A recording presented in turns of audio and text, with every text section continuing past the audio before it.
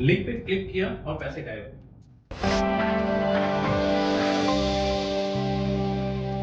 I welcome you all in first episode of digital video edition of FinTech Insider, जहाँ पर हम अलग अलग लोगों से उनके बैकग्राउंड और उनके करियर एक्सपीरियंस के हिसाब से सवाल पूछेंगे और कुछ नॉलेज हम शेयर करने की कोशिश करेंगे। इस पैटर्न में आज हमारा पहला एपिसोड है और हमने बात करी है हमारे ही बिजनेस के VP of info security and compliances mister Wilson Singh. उन्होंने लगभग 20 साल से ज़्यादा काम किया है इस सेक्टर में और हमने उनसे जानने की कोशिश करी है आज के एपिसोड में कि कंप्लायंसेस क्यों फॉलो करना ज़रूरी है, इंफ्रास्ट्रक्चर क्या होता है, इन्फो सिक्योरिटी क्या होती है, क्विजेस क्यों कराते हैं हर कंपनी, क्या उसका रेलेवेंस है, आरबीआई की क्या रेगुलेशंस हैं जो हमें फॉलो करना मैंडेटरी होती है एज अ फिनटेक, और क्या क्या चीज़ें हमें ध्यान में रखनी चाहिए जब भी हम किसी ईमेल को ओपन कर रहे हैं या फिर किसी मैसेज के लिंक को क्लिक कर रहे हैं ताकि हमारे साथ कोई भी फ्रॉड ना हो सके। सर थोड़ा सा आप अपने बारे में बताइए, आप कहाँ से आते हैं और कैसे आपने शुरू करा करियर अपना, सबसे पहले कहाँ जॉब करी, कितने साल हो गए, इतने सालों में कहाँ कहाँ आपने जॉब करी, क्या क्या एक्सपीरियंस रहा है इस इंडस्ट्री में, थोड़ा सा आप हमें बताइए। थैंक यू सो मच कि आपने बुलाया बात करने के लिए। जर्नी स्टार्ट होती है करीब करीब आज से 2 डेकेड पहले, जब मैंने इस इंडस्ट्री को पकड़ा था। Like I start my graduation, then PG, then masters, and उसके बाद फिर इंडस्ट्री को ज्वाइन किया एज एन सपोर्ट इंजीनियर। जो जर्नी स्टार्ट होती है सपोर्ट इंजीनियर से with Vodafone, and till now I am with you like noble pattern as an BP. 2 decade में बहुत कुछ देखा है, बहुत कुछ चेंज होते देखा है, बहुत कुछ बदलते देखा है, कुछ नई चीज़ें आई हैं, कुछ बहुत सी चीज़ें हैं जो वापस चली गई हैं, मार्केट से आउट भी हो चुकी हैं।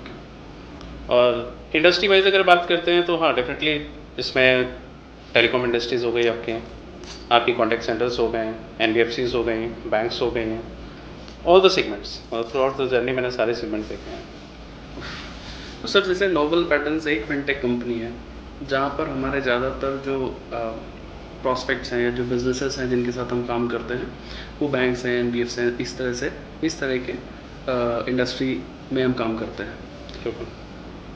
यहाँ पर क्या रेगुलेशंस हैं जो बाकी सेक्टर से ज़्यादा इन्फोर्स्ड हैं आपको लगता है इन्फो सिक्योरिटी में या कंप्लायंसेस में, थोड़ा सा आप बताइए। डेफिनेटली जैसे नोबल पैटर्न की अगर बात करते हैं हम लोग एज एन सपोर्ट सिस्टम है and for the banks and NBFC. तो यहाँ पे जो रेगुलेशंस की बात करें तो रेगुलेशन जितने भी इम्प्लीमेंट होते हैं एज पर द आरबीआई नॉर्म्स। ओके।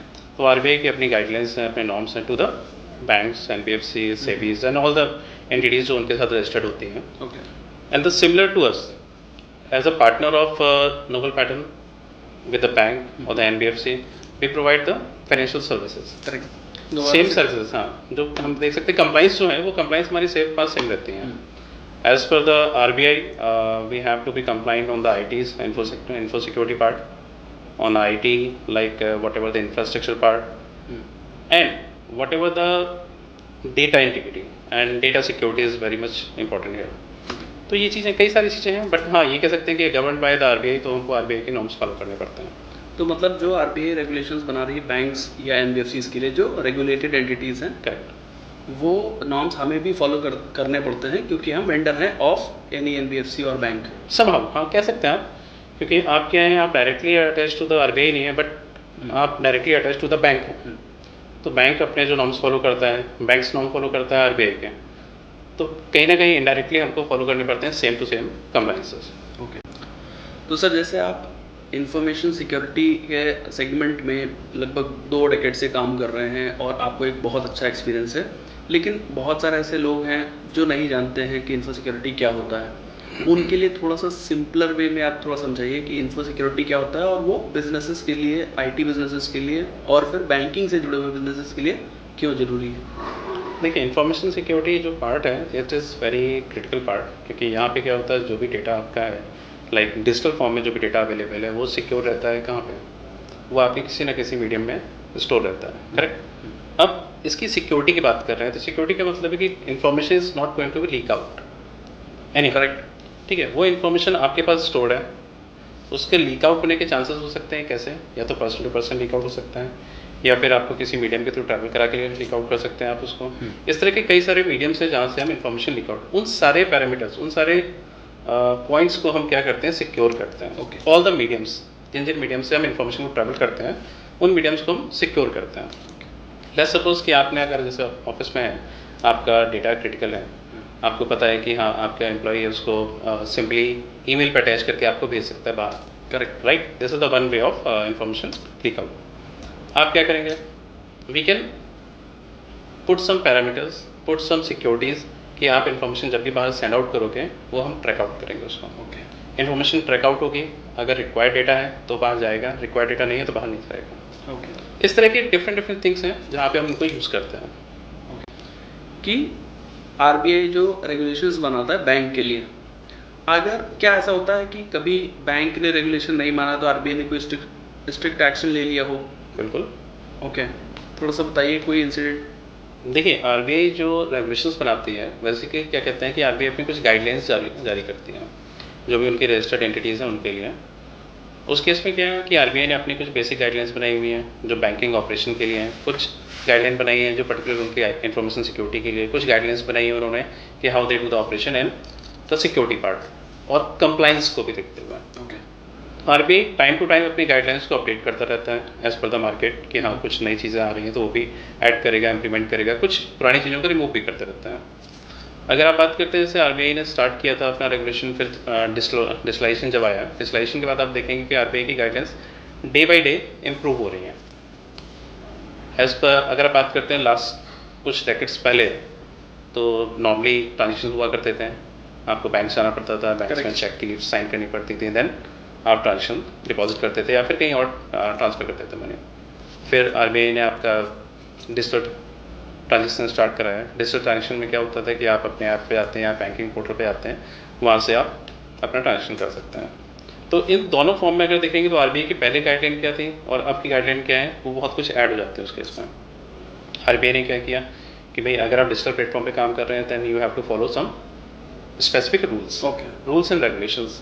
अब उन रूल्स के साथ क्या है कि कहीं ना कहीं कुछ इन्फॉर्मेशन लीक आउट भी हो सकती है, करेक्ट। उस इन्फॉर्मेशन को लीक आउट से बचाने के लिए आरबीआई ने अपनी कुछ और गाइडलाइन की कि भाई आपको रेगुलरली कंप्लाइंस को मॉनिटर करना है। अगर आपके यहाँ डेटा है, डेटा ट्रैवल कर रहा है, तो उसको कैसे आप सिक्योर करेंगे अपने पास, उसके साथ साथ उसको रेगुलरली मॉनिटर कैसे करेंगे। अच्छा, तो वो सारी चीज़ें बैंक्स को या एनबीएफसीज को जो भी होती हैं सबमिट करनी पड़ती है एनुअली रिपोर्ट में अपने आरबीआई को। ओके।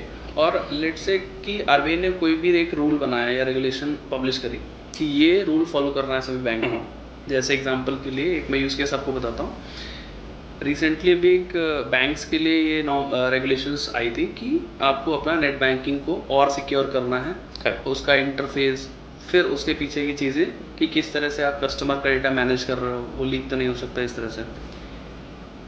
उसमें से एक बैंक हमने देखा जो बहुत चर्चा में था, जिसने क्या किया कि रेगुलेशंस फॉलो करने के लिए सिर्फ अपना यूआई चेंज कर दिया। बिल्कुल। तो ऐसा करने पर बैंक को आरबीआई उसको कैसे मॉनिटर करता है और उसके इफेक्ट्स क्या हो सकते हैं बैंक के लिए? देखिए, आरबीआई जैसे जो इंसिडेंट की आप बात कर रहे हो, जिस बैंक की आप बात कर रहे हो, उन्होंने क्या किया था पहले बताता हूँ आपको। उन्होंने क्या किया कि आरबीआई ने कुछ नए, वैसे आरबीआई जब भी कोई नॉमिनेशन लाता है, गाइडलाइन लाता है, आरबीआई आपको टाइम देता है। ओके। लेट्स सपोज कि आपको विद इन 6 मंथ ये चीज़ें कंप्लाइंस हैं, इनको अपना कंप्लीट करना है, क्योंकि इन अ डे अगर कोई बैंक अपनी स्ट्रक्चर को चेंज करे या फिर इन्फो सिक्योरिटी को चेंज करे नहीं पॉसिबल है। तो उसके लिए आरबीआई टाइम देता है कि आप within 6 month, within 12 month या विद इन 10 मंथ, इस तरह से कुछ भी टाइम देगा कि आप by that day you have to improve the security, और ये गाइडलाइन है तो इसको फॉलो करना आप स्टार्ट कर दीजिए। फिर आप जिसकी बात कर रहे हैं कि जीयूआई की बात, कि बैंक्स ने बोला, आरबीआई ने बोला कि आप थोड़ा सा सिक्योरिटी पैरामीटर्स इंप्लीमेंट कीजिए, थोड़ा एक्स्ट्रा कीजिए। करेक्ट। उस केस में क्या हुआ, कुछ बैंक्स हैं उन्होंने अपना फ्रंट एंड चेंज कर दिया। करेक्ट। फ्रंट एंड का मतलब जो आप देखते हैं नेट बैंकिंग का पोर्टल हो गया, फिर Correct. आपका एप्लीकेशन होता है, उस पर उन्होंने अपना ग्राफिक्स चेंज कर दिया, डिज़ाइनिंग चेंज कर दिया, लेआउट चेंज कर दिया, बट बैक एंड सिस्टम सारा कुछ सेम था।